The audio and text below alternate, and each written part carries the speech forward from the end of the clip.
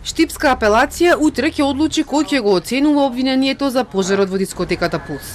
Од апелација за Телма потврдија дека за утре е закажан колегиум на кој ќе се одлучува по барањето на Кочанскиот суд да биде иземен, затоа што сите 5 мина суди имаат законски пречки. Веќе решавале за мерките за обезбедување на обвинетите.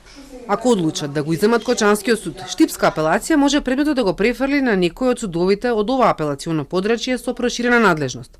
Остануваат основните судови во Штип и Струмица. Заеднички непосредно повисокиот суд може за водење на постапката да определи друг стварно надлежен суд на своето подрачје, ако е очигледно дека така полесно ќе се спроведе постапката или ако постојат други правни или стварни причини. Доколку штипска апелација одлучи дека нема услови во ниту еден од судовите под нивна капа за префрлање на предметот во друго апелационо подрачје, на пример во Скопско, може да одлучи Врховниот суд, велат судиите што ги консултиравме.